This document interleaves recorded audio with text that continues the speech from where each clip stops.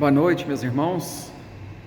Nós estamos começando mais uma reunião no nosso querido Centro Espírita Eurípides Barçanufo, nesta segunda-feira, 13 de setembro de 2021.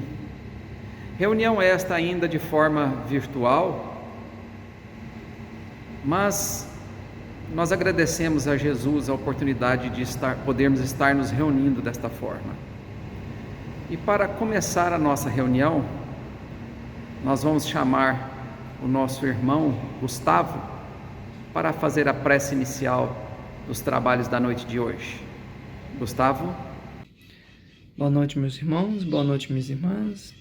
Estamos aqui para começar a nossa reunião pública dessa semana. Então, venho vos pedir a vós que possamos sentar de maneira confortável, onde quer que estamos, e tentar levar o nosso pensamento ao Mestre amado Jesus, pedir que os bons espíritos conduzam o nosso pensamento até Ele, para que assim possamos chegar até o nosso Pai Celestial.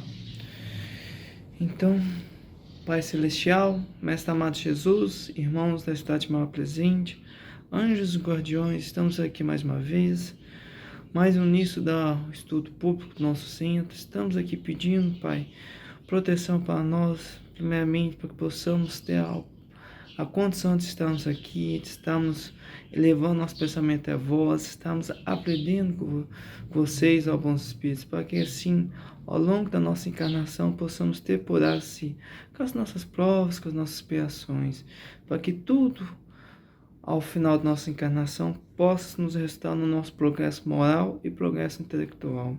Ó Pai, pedimos também intercessão pelo nosso Brasil. Ó Pai, tanta gente passando fome, tanta gente passando necessidade.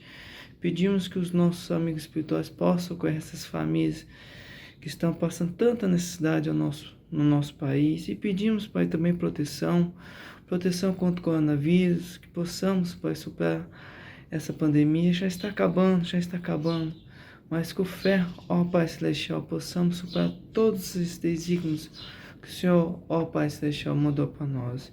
Pedimos proteção para todos nós, para nossas famílias, para nossos amigos, nossos familiares, para que cada um possa superar todas as suas provas, todas as suas expiações, para que assim, Pai, possamos fazer o dever cumprido quando nós voltarmos para a verdadeira morada.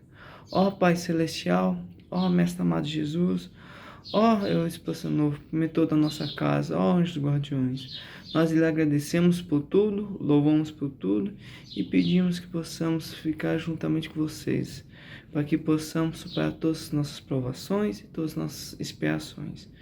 Ó Pai Celestial, muito obrigado e que assim seja. Nossos agradecimentos ao nosso querido irmão Gustavo, jovem trabalhador desta casa. Bem, meus irmãos, hoje é com muita alegria que nós poderemos contar com a colaboração do nosso querido irmão Kleber, que irá nos trazer uma mensagem à luz da doutrina espírita. Nesse instante nós passamos a palavra ao Kleber. Muito boa noite, meus irmãos e irmãs do Centro Espírita Eurípides Barçanufo. Que alegria estar aqui outra vez na condição de aluno matriculado nessa escola, de aprendiz dessa escola, desde o ventre da minha mãe, já que durante a minha gestação ela fazia parte aqui do grupo mediúnico da casa. Então eu vinha com ela desde essa época e aqui estou nessa escola, graças a Deus, nessa encarnação. Eu imagino se assim não fosse, com tantos defeitos, com tantas imperfeições. Eu estou dentro do centro antes de nascer, já no período da gestação deste centro. E é muito bom estar aqui novamente na condição de aprendiz para aprendermos juntos coisas dessa doutrina maravilhosa. As palavras de Jesus são muito abrangentes. Se trata do espírito mais evoluído que já esteve na Terra, um espírito cristino que governa o orbe.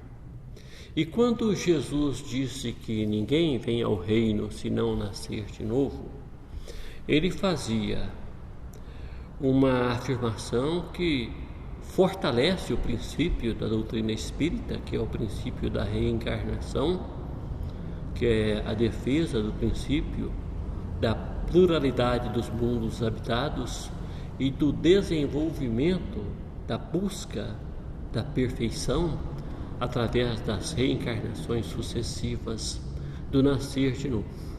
Mas não era somente isso. O próprio Jesus nasceu de novo.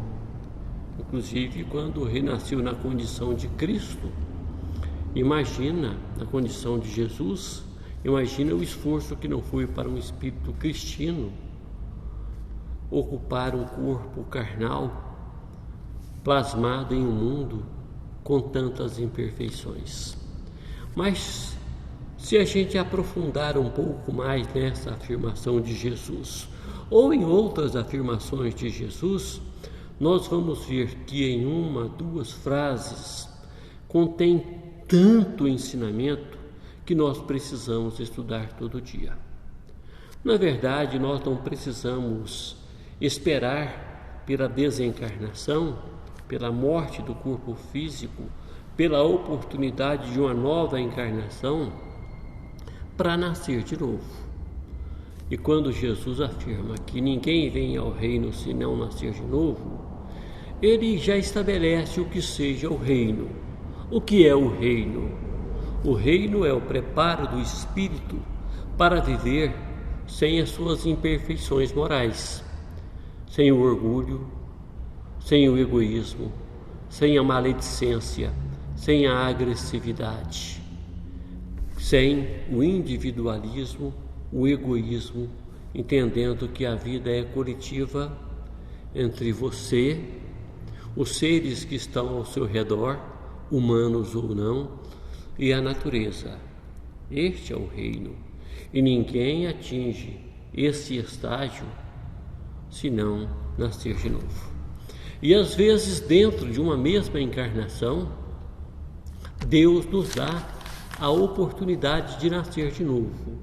E são não só a nós, espíritos imperfeitos, que estamos buscando engatilhar ainda dentro da doutrina espírita, em busca do entendimento do que seja o cristianismo, do que é a nossa função como seres feitos à imagem e semelhança do Cristo, e qual é a nossa meta e objetivo que Jesus tem para o nosso desenvolvimento, seres feitos à imagem e semelhança do Criador, de Deus, e os planos que o próprio Pai e Jesus tem para o nosso desenvolvimento. Não é só para nós que essa oportunidade de nascer de novo dentro de uma mesma encarnação é dada. Espíritos evoluídos com missões importantíssimas na Terra também têm esta oportunidade e renascem. E dentro do Espiritismo nós temos vários exemplos. Chico Xavier nasceu em lar católico e depois se tornou o principal médium brasileiro. Eurípides Barçanufo, o patrono da nossa casa, nasceu e militou no movimento católico com proeminência até os 26 anos de idade, quando aconteceu a explosão da mediunidade, a partir do momento em que ele conhece a obra depois da morte de Leon Denis, e ao ler a obra ele viu que ali continha naquela filosofia a resposta para tudo o que ele procurava. E um espírito que foi escolhido pelo anjo Ismael numa reunião com outros espíritos que cuidavam da divulgação, da implantação da terceira revelação na Terra e, sobretudo, do preparo do Brasil para ser a pátria do Evangelho, o novo eixo do desenvolvimento da implantação e do alicerce da doutrina espírita para a humanidade. O próprio Ismael escolheu esse espírito para ser um dos alicerces desta mudança do Brasil. No livro Brasil, Capital do Mundo, Pátria do Evangelho, psicografado por Francisco Cândido Xavier, o espírito de Humberto de Campos narra esta reunião em que Bezerra de Menezes foi escolhido para vir ao Brasil, para trabalhar pela implantação do espiritismo na terra. Mas Bezerra não nasceu espírita, não nasceu num lar espírita, não começou a sua tarefa como obreiro do espiritismo, e um dos principais dele, como espírita. Nasce em um lar católico, de uma família tradicionalmente católica, política, de advogados e produtores rurais, e surpreende a família logo aos 7 anos de idade. Ele nasce no interior do Ceará. Quando foi encaminhado, os irmãos eram professores, os irmãos mais velhos, advogados, para as primeiras letras, que corresponde ao que nós conhecemos como ensino primário, que hoje, atualmente, é chamado de ensino fundamental, a primeira fase do ensino fundamental, que vai até o 6º ano. Naquela época, esse princípio básico era feito em 4 anos, quando o aluno dominava as 4 operações matemáticas, para aprender o restante dos princípios matemáticos. Então ele aprendia a adição, a subtração, a multiplicação e a divisão. Quando ele aprendia a junção das letras para formar a sílaba, das sílabas para formar as palavras, das palavras para formar frases, períodos, e da leitura, e desenvolvia o princípio da sua redação, da sua capacidade de exprimir as ideias através da redação. Ainda hoje é assim. Também no ensino básico se aprende os princípios básicos da história, geografia, da biologia e da zoologia, para que possa estudar as outras matérias que virão futuramente. Bezerra, ao fim de 10 meses de escolaridade, aos 7 anos, já tinha o domínio de tudo isso.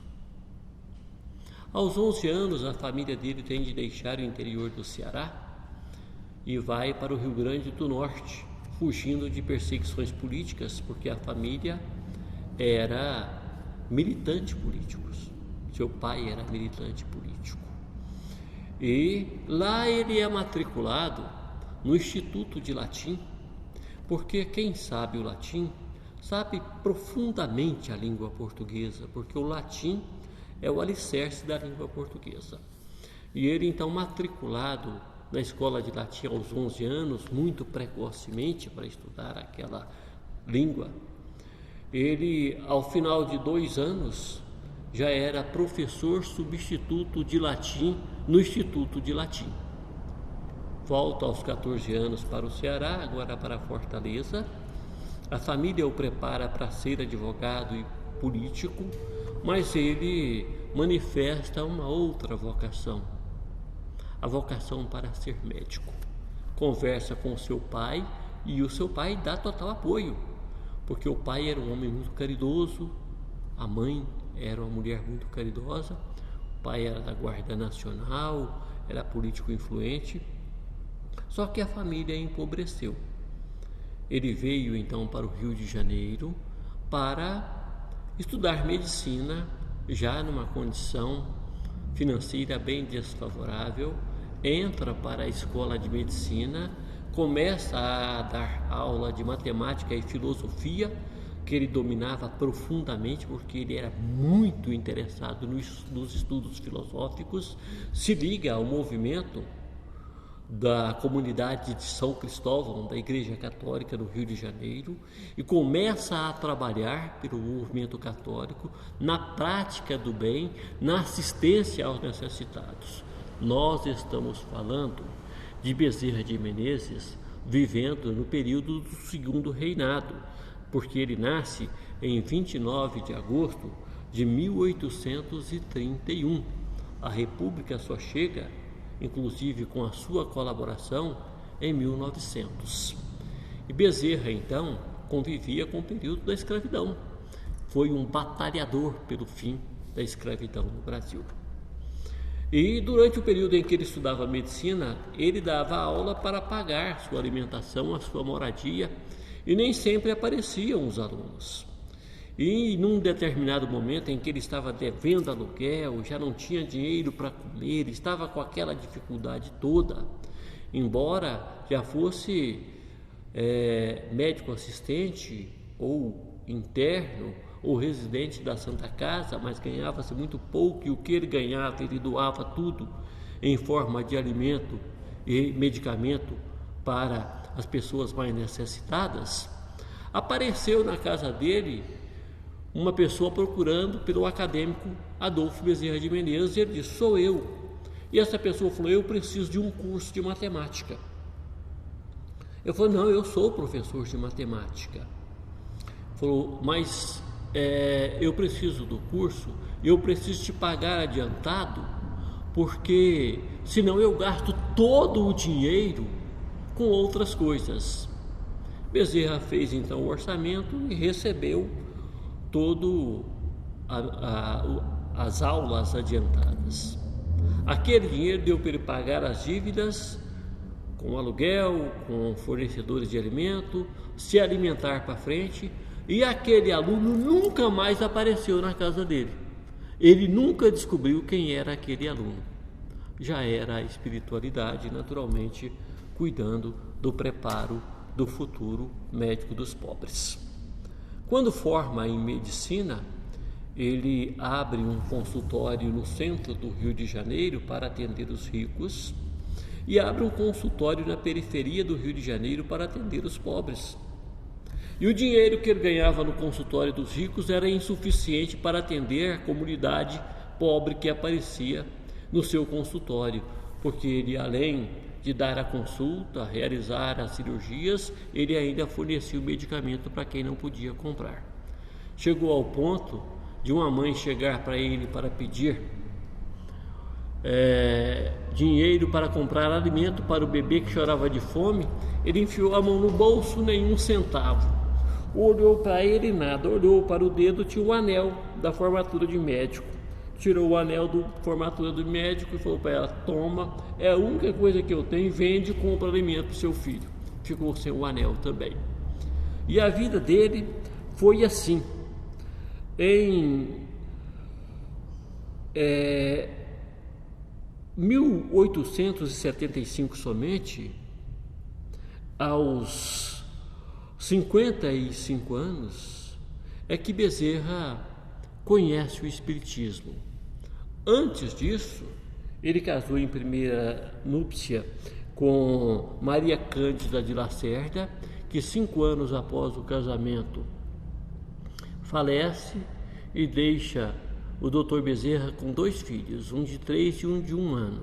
Então a cunhada Cândida Augusta Lacerda vem para sua casa para cuidar das crianças, e logo ele, na condição de homem público, que se candidatou a vereador como médico dos pobres, representante da Igreja Católica, e foi eleito, depois foi eleito deputado federal.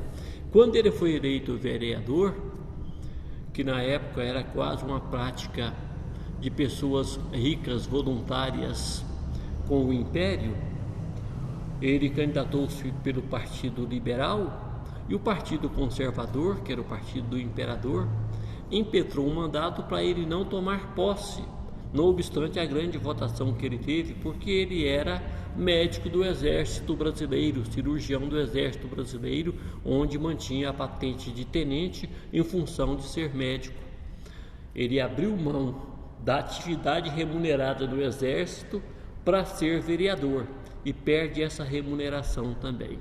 E tudo o que o Bezerra fazia, Bezerra investia em assistência, em 2 vertentes: nutrir a população, doando alimentos, e tratar a população, doando medicamentos e o tratamento.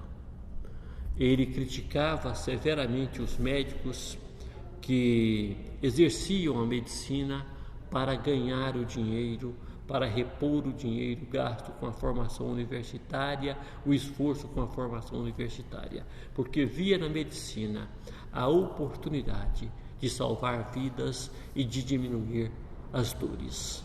E por isso praticava a medicina assim.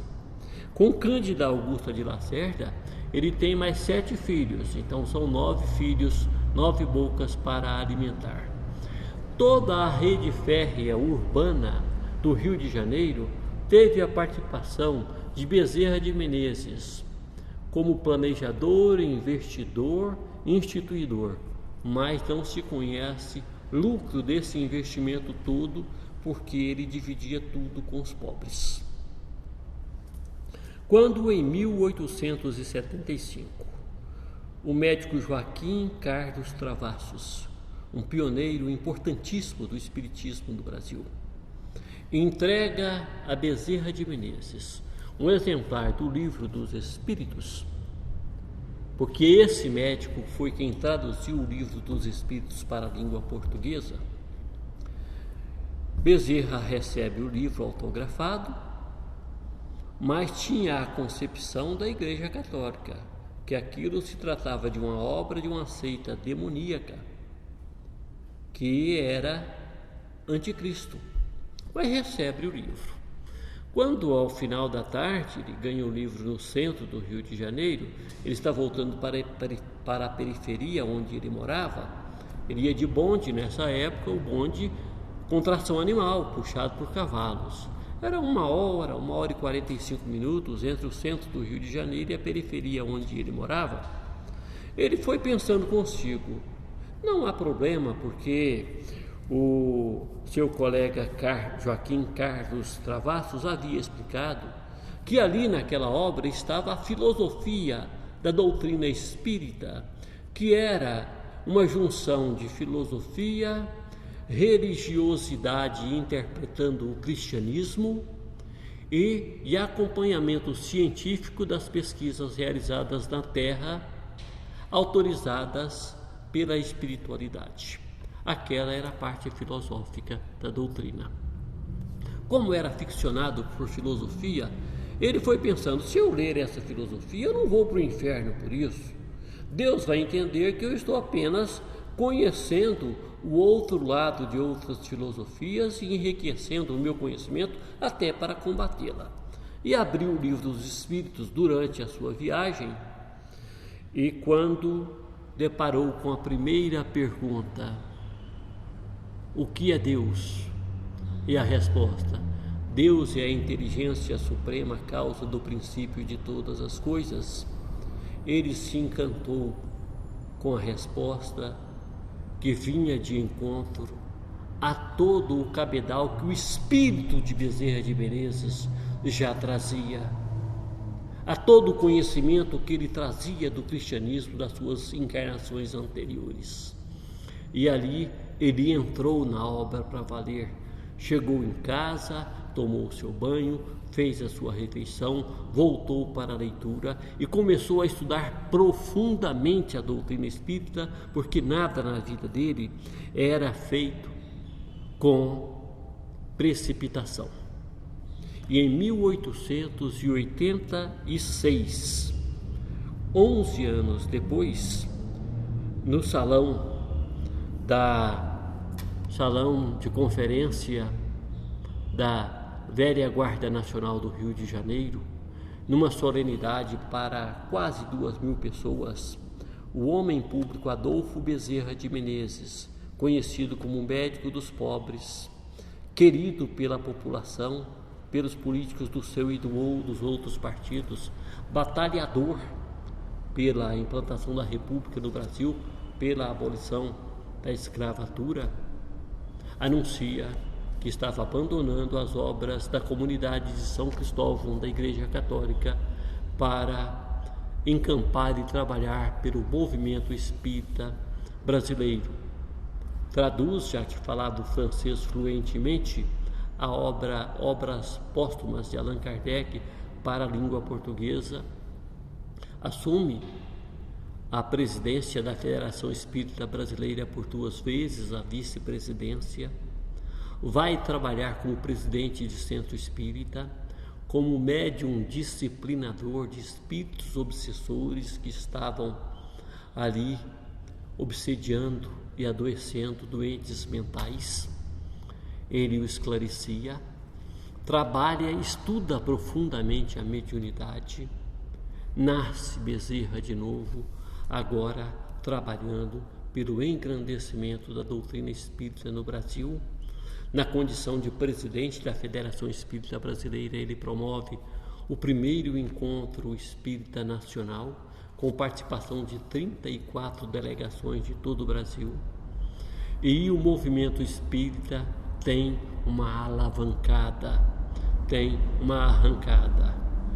Quando vem a abolição, antes da abolição, ele lança um livro explicando como a abolição deveria ocorrer no Brasil, que os cativos deveriam receber educação, serem alfabetizados, instruídos, para após a abolição terem uma profissão, serem inseridos na sociedade e não virar um problema social de grave consequência, porque eles, libertos, não teriam profissão, não teriam salário, não teriam ocupação, não teriam onde morar.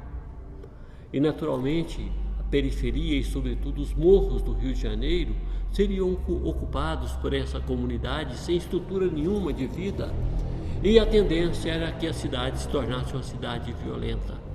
Mas ele não foi ouvido, embora a escravidão ocorreu, a libertação da escravidão, na sua luta ao lado de Benjamin Constant, Quintino Bocaiúva e de tantos outros, na condição de deputado federal e de presidente da Câmara Municipal do Rio de Janeiro, ou seja, o prefeito no tempo do Império da cidade do Rio de Janeiro. Lutava para a perfeita harmonia da vida do homem com o meio, com os outros homens, com a natureza, batalhava para esclarecer os riscos da poluição, os riscos futuros, lutou pelos direitos dos trabalhadores domésticos, porque pós-libertação da escravidão, a maioria dos escravos tornaram-se trabalhadores domésticos. Então ele lutou por esses direitos, por férias, por remuneração decente, por reconhecimento como trabalhador daquela casa. E Bezerra, nesta caminhada toda, ele não guardou um centavo. Era um homem extremamente pobre. Mas quando Bezerra recebeu em 1875, da mão de Joaquim Carlos Travassos, a edição do Livro dos Espíritos, não era o seu primeiro encontro com as verdades absolutas do cristianismo. Ele já tinha encontrado há mais de 1800 anos atrás com o cristianismo. Ele se encontrou com o próprio Jesus Cristo na cidade de Jericó. Era um cobrador de impostos, trabalhava para o poder público na condição de cobrador de impostos, homem rico, de baixa estatura, que não alcançava 1,30 m, ou seja, um anão, e sabia desde o princípio, quando ouvia as coisas de Jesus, que aquilo lhe causava encantamento na alma.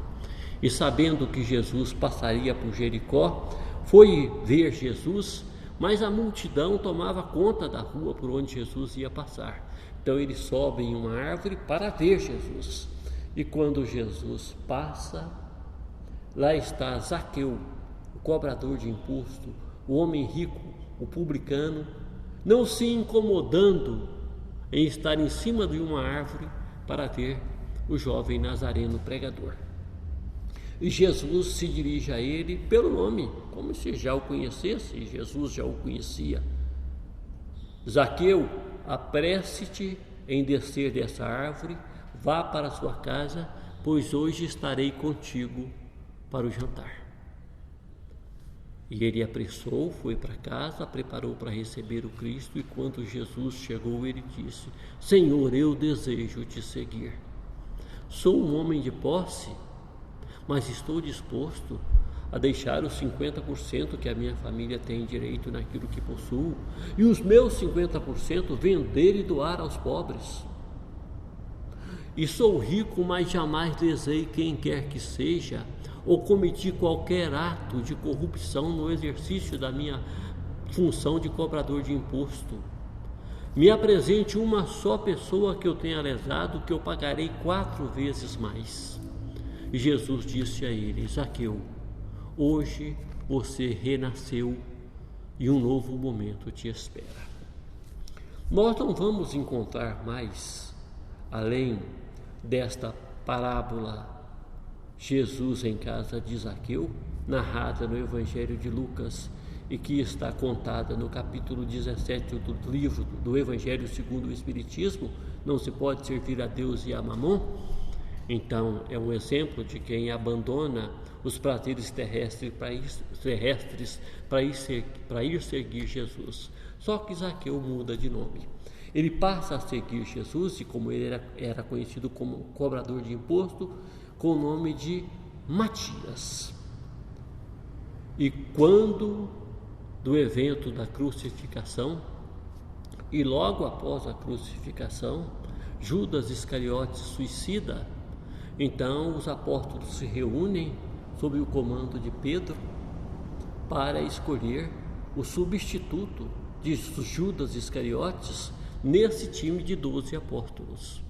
E recaiu entre 2 dos 70 outros seguidores de Jesus, onde Matias estava. Entre o próprio Matias e entre um certo José, conhecido também como o puro, como o praticante da doutrina com pureza e com bondade. Pedro, então, diante daquele impasse para escolher, pediu a Jesus uma inspiração. Foi sugerida a ele que fosse feito um sorteio, e obras falam desse sorteio de formas diferentes.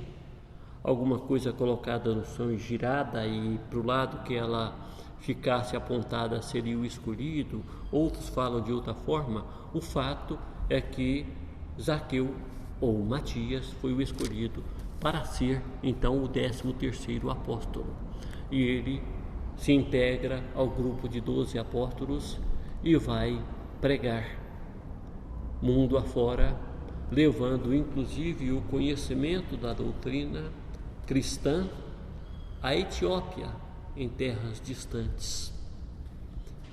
Baixinho, de voz grave muito forte, ele foi um pregador que convenceu multidões a seguir o Cristo, as verdades cristãs, mas foi perseguido e condenado à morte por apedrejamento em praça pública, depois foi decapitado.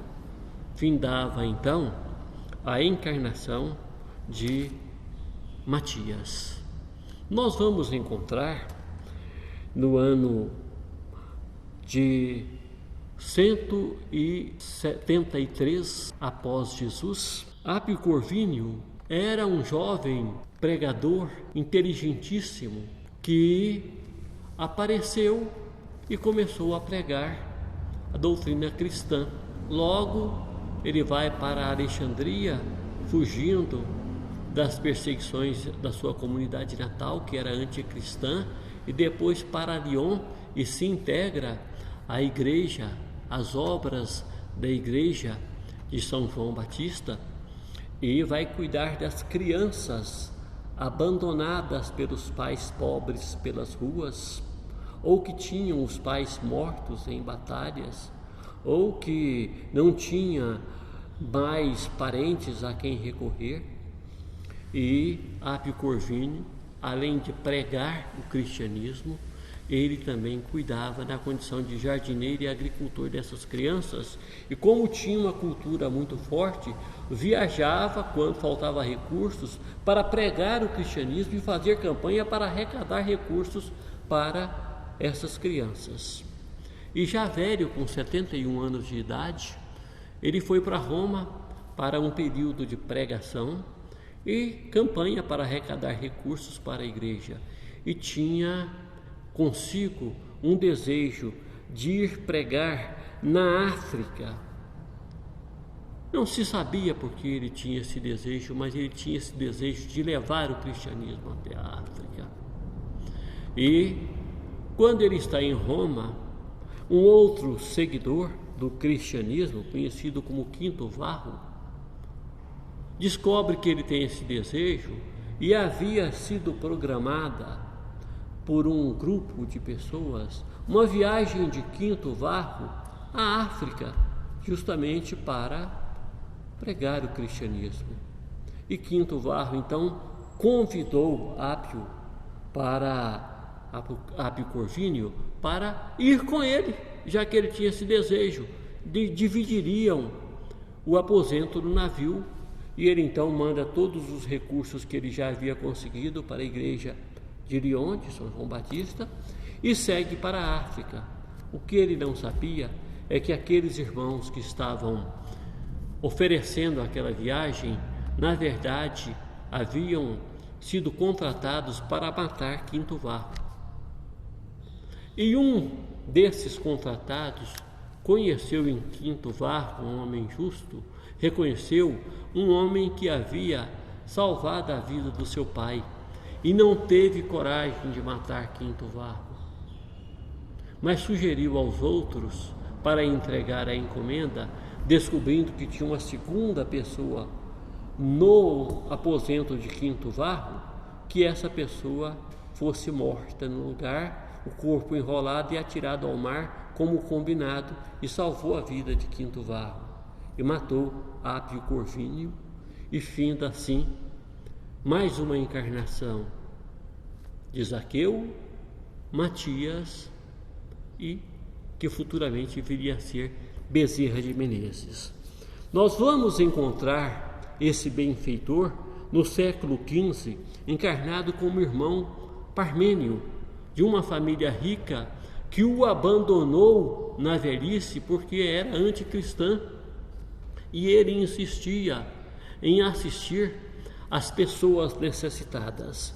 E ele então, ao ser abandonado pela família já idoso, ele funda a Casa dos Benefícios e começa a cuidar dos loucos, dos obsidiados, das pessoas que ninguém queria por perto, nessa Casa dos Benefícios, que foi incendiada por uma artimanha articulada por Ceres, irmã de Cecília, casada com um nobre, que teve um filho que nasceu doente. Eram gêmeas e muito semelhantes, e Célia havia casado com Coriolano, e Ceres nunca se casou e tinha a maldade em si.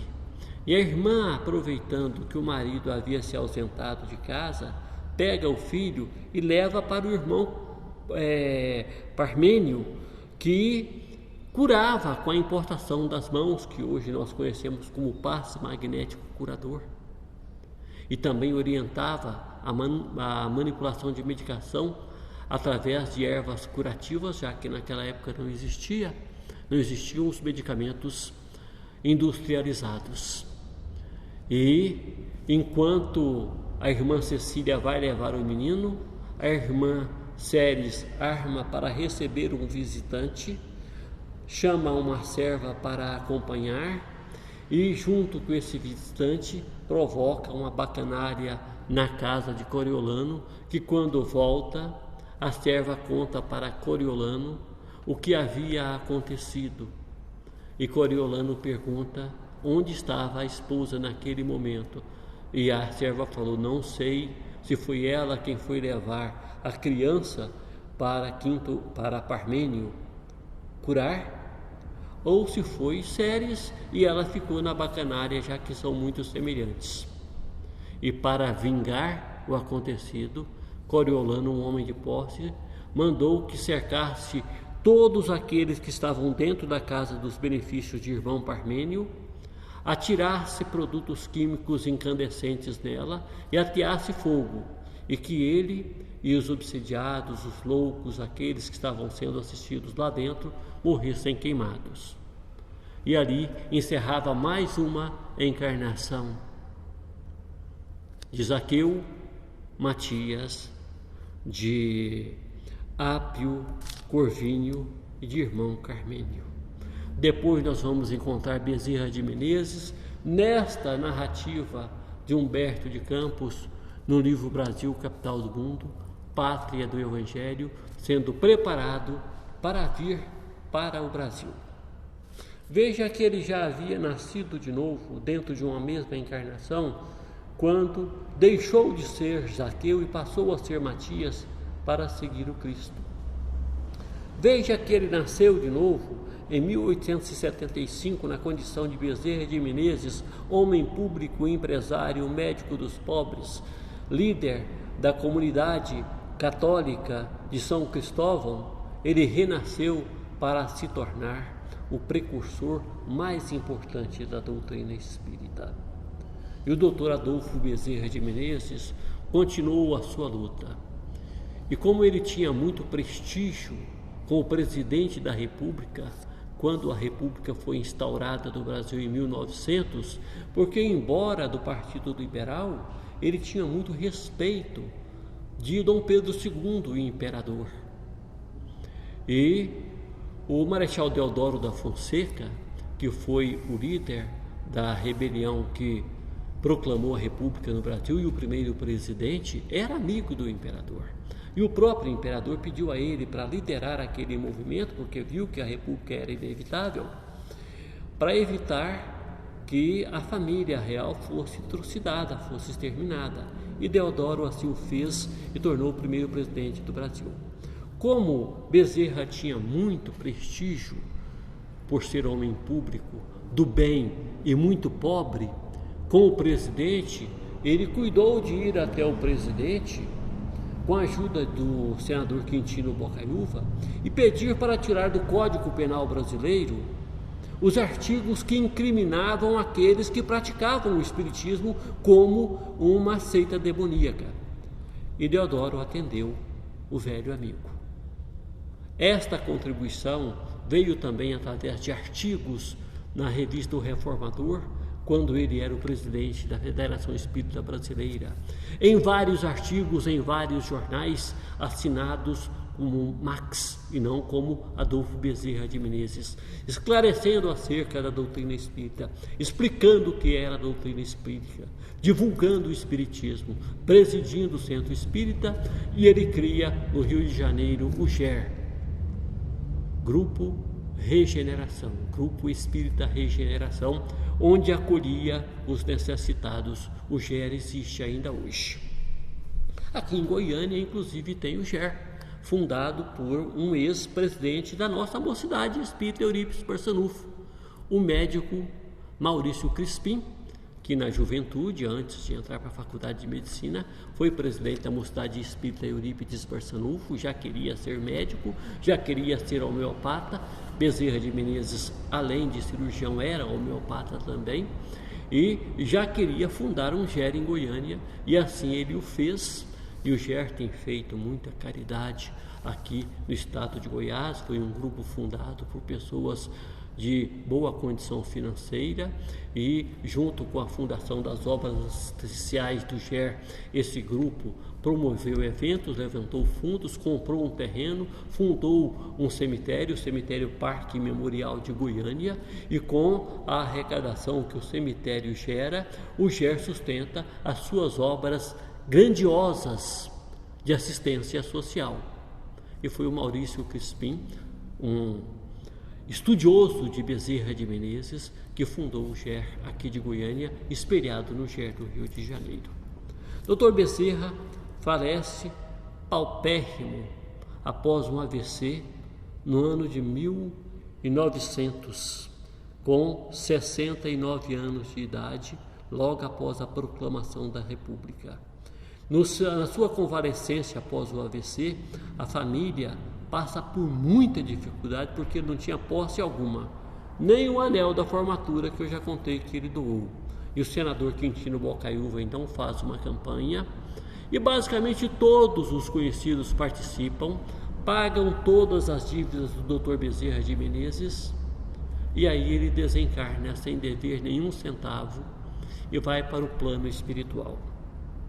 Nós vamos encontrar o Dr. Bezerra de Menezes no ano em que ele desencarnou, já no interior de Minas Gerais, na comunidade de Santa Maria, num vilarejo do município de Sacramento, onde foi fundado o Centro Amor e Caridade, pelos parentes, por um tio de Eurípides Barçanufo e outras pessoas, Mariano da Cunha Júnior, o tio Mariano de Eurípides Barçanufo, que o converteu. E Mariano recebia o espírito de Bezerra tão logo ele desencarnou. Mariano já recebia o espírito de Bezerra, já organizando. Eurípides Barçanufo nasceu no dia 1º de maio de Eurípides nasceu no dia 1º de maio de 1880. Então, em 1900, ele estava com 20 anos. E aos 26 anos, ele foi convertido ao Espiritismo após ler a obra Depois da Morte, de Leon Denis, que o próprio tio Mariano o presenteou. Houve uma explosão mediúnica e quando Eurípides vai pela primeira vez ao centro em Santa Maria, o doutor Bezerra de Menezes incorpora o médium Mariano Cunha Júnior, tio de Eurípides, e fala: enfim, Eurípides Barçanufo, estamos nos reencontrando e vamos cumprir uma encarnação juntos. Eu como seu mentor e você como um médium que vai trabalhar pela implantação da doutrina espírita. Era o preparo para a vinda de Chico Xavier, de Valdo Pereira Franco, Ivone do Amaral Pereira e do trabalho da expansão do ensinamento de Kardec na pátria do Evangelho. E Eurípides cumpriu a sua missão, tendo desencarnado no dia 1º de novembro de 1918, ainda muito jovem, com a gripe espanhola durante a pandemia do H1N1, e Eurípides então desencarna e durante a sua encarnação cumpriu o papel de médium, trazendo curas inacreditáveis, incorporado do Dr. Adolfo Bezerra de Menezes, fazendo prodígios inacreditáveis. Fundou uma farmácia homeopática, ele mesmo dava a receita, ele mesmo elaborava a fórmula, incorporado por Bezerra de Menezes. As suas irmãs e a sua família manipulavam a medicação homeopática, ele fazia as curas, já que naquela época a medicina era para poucos e tinha que ser ricos, ele trabalhava de graça. O professor Eurípides Barçanufo também fundou o Colégio Allan Kardec e deixou em Sacramento um legado do Espiritismo, depois de ter iniciado a sua vida cristã no catolicismo, e depois de convertido ao Espiritismo, fez toda essa obra com o espírito de Adolfo Bezerra de Menezes. Eurípides é o patrono da nossa casa e ela foi fundada sob a sua orientação e a sua ordem. Mas este é um assunto, um tema que a gente tem que tocar depois, porque foi ele próprio que mandou que José dos Reis Melo fundasse esta casa. Ele que trabalhava sob a inspiração do Dr. Adolfo Bezerra de Menezes, que tem uma ligação íntima com a nossa casa. Então a mensagem dessa noite, meus irmãos, para nós encerrarmos, é de que nós precisamos nascer de novo para a nossa depuração, para a nossa apuração, para o nosso crescimento espiritual, para a nossa chegada ao reino da perfeição. E às vezes precisamos fazer isso dentro da nossa própria encarnação. Que tal nascermos de novo hoje?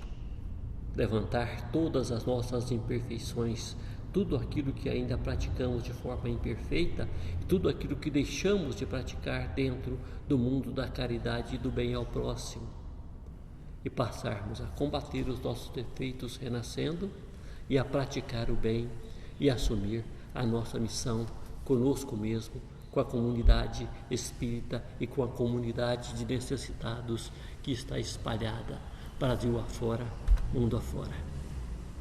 Que Deus, que o espírito de Adolfo Bezerra de Menezes, que o espírito de Eurípides Barçanufo possa estar conosco. Muito obrigado. Uma boa noite a todos. Muito obrigado, Kleber, por esses ensinamentos da doutrina e que possamos nos esforçar para colocar em prática esses ensinamentos, né? Bem, meus irmãos, agora nós vamos fazer uma leitura do livro Cartas do Evangelho e o título é Carta aos Tristes. Alma irmã de nossas almas, por que vives triste assim? Todos os males da terra chegarão um dia ao fim. Se tens o teu pensamento na ideia da salvação, já deves compreender que o mundo é de provação. É justo que sintas muito as lágrimas da saudade, que chores um ente amigo na senda da iniquidade. É certo que neste mundo, onde há espinho em toda a estrada, não há lugar para o excesso do riso ou da gargalhada. Mas ouve, o amor de Jesus é como um sol de harmonia. Quem se banha em sua luz vive em perene alegria. Demasia de tristeza é sinal de isolamento. Quem foge à fraternidade busca a sombra e o desalento. Guarda o bem de teus esforços num plano superior. Não há tristeza amargosa para quem ama o labor. Transforma as experiências pelas quais hajas passado num livro fraterno e santo que ampare o mais desgraçado.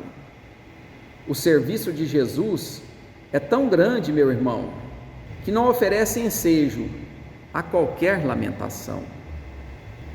O senso da utilidade deve sempre andar contigo.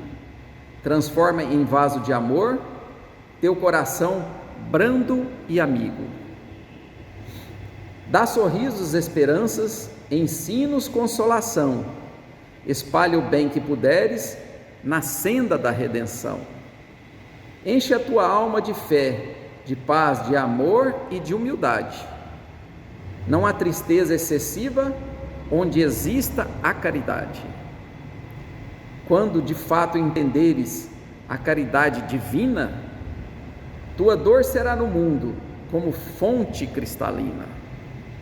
Dá sempre, trabalha, crê, e a tua fonte de luz há de cantar sobre a terra os júbilos de Jesus.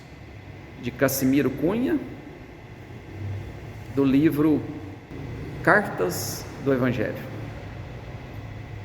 Bem, meus amigos, agora nós vamos passar para a segunda parte dos nossos trabalhos, que é o trabalho do passe e da fluidificação das águas. E para tanto nós vamos contar com a colaboração do nosso irmão Romildo. É com você, Romildo. E nesse momento passa para a segunda parte, que é a fluidificação das águas. Que vamos pedir ao mundo melhor, ao mundo espiritual, os nossos médicos que já trabalham para esse fim, pedir a ele os fluidos necessários para cada um de nós, que possamos assim nos proteger de nossas deficiências físicas. Essa prece é o fortalecimento para os passes à distância, os passes coletivos. Pai nosso que estais nos céus, santificado seja o vosso nome. Venha a nós o vosso reino. Seja feita a tua vontade, assim na terra como no céu. O pão nosso de cada dia que nos dá sempre, Senhor, que muito agradecemos. Perdoa, Pai, nossas dívidas, ensinando a perdoar os nossos devedores. Perdoa nossas ofensas, ensinando a perdoar os nossos ofensores. E não nos deixe, Mestre, entregues à tentação e livre-nos de todo mal. Muito obrigado, Romildo, por esse trabalho especial do passe. Bem, meus irmãos, nós estamos chegando ao final dos nossos trabalhos da noite de hoje. Sempre agradecidos a Jesus, a Deus, a espiritualidade amiga, que com certeza está presente na nossa reunião. E para a finalização dos nossos trabalhos, nós vamos contar com a colaboração da nossa querida irmã Nayana para fazer a prece final. Um grande abraço a todos, uma boa semana, na paz de Jesus. Boa noite a todos. Gostaria de agradecer ao nosso palestrante da noite de hoje pela palestra edificante e venho finalizar a nossa reunião da noite de hoje. Amado Mestre Jesus, muito obrigada por mais essa noite de aprendizado. Que o Senhor possa proteger e abençoar todas as pessoas que estão necessitadas, passando por dificuldades nesse momento. E para encerrar essa noite, vou realizar a prece que Jesus nos ensinou. Pai nosso que estais nos céus, santificado seja o vosso nome, venha a nós o vosso reino, seja feita a vossa vontade, assim na terra como nos céus. O pão nosso de cada dia nos dai hoje, perdoai as nossas ofensas, assim como nós perdoamos a quem nos tem ofendido. E não nos deixeis cairmos em tentações, livra-nos de todos os males, e que assim seja. Que todos tenham uma ótima semana. Boa noite.